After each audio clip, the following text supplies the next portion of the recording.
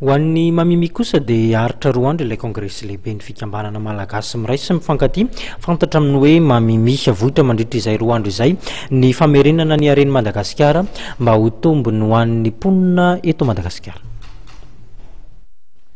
Nanatanteraka kongresy lehibe iray izay aritra roa andro ny fikambanana malagasy miray sy mifankatia ny mamimi. Anisan'ny foto-kevitra lehibe izay napetraka nandritra kongresy io ny mahakasika ny fandarahana asa Josefa izay manasongadina ny famerenana ny harenan'i Madagasikara ho an'ny malagasy, ny fambadrosoana ara-toe-karena sy ny fampijoroana ny tao-zava-dehibe, ny politika sosialy, mandeha ara-pahamarinana ary indrindra ny ara-panahy. Telo zany ny tanjona kendrena amin'ny alalan'ity kongresy nasionaly ity. Ny anankiray moa zany dia fanifanana ny mpikambana rehetra zany.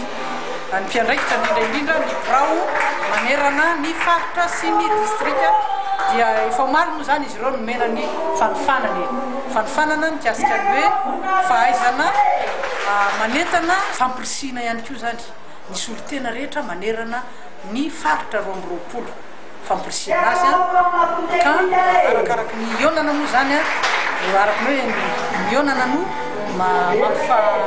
mampifankatia mampiray. Anisan'ireo ilatsaka ho filohan'ny repoblika ihany koa moa ny mpitarika ny fikambanana mamimi dia Andriamatoa Asina Rakoto Artsifa nambarany fa tsy mampiova ninina ny fiamoran'ny datim-pifidianana fa voninahitra ny tenany hiatrika izany. Aminay manokana zany hoe fanemorana ny datim-pifidianana tsy hoe misy olana aminay izy satria nanomboka tamin'ny fotoana izay efa vonona ny amin'ny fifidianana izay atao eto amin'ny tany sy firenena ary vonona zay nalefa valo volana mety io ary efa vonona zay ny amin'izany ka aminay zany tsy dia hoe misy olana loatra na emotro na naroso fa hita moa ny ara-malala izy teo fa no ny ara-teknika dia tsy tratra fa valo volana mea ka tsy maintsy nahemotra izany ary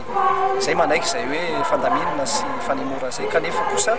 misy teny kely any tiako atsipy zany ao anatin'ireny hoe mpikarakara ny fifidianana sy nita satria ny ao anatin'ny vondro sy nita no fantatsika tsara fa no izay nanonsy no antondrozotra ihany no mpikambana ao anatiny ireo vondrona antoko politika iraika ambin'ny folo kanefa maro ireo candidat izay miteny hoe hilatsaka amin'ny fifidianana filoham-pirenena tsy tafiditra ao anatiny kanefa araka ny voalazako hoe tokony nisy ihany zany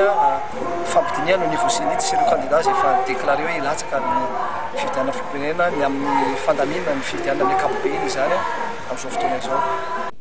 Ny fampiarana ny programa Josefa araka izany ny tanjon'ny fikambanana eto an-toerana ka ho Madagasikara voaova sy vaovao tanteraka amin'ny taona ho avy.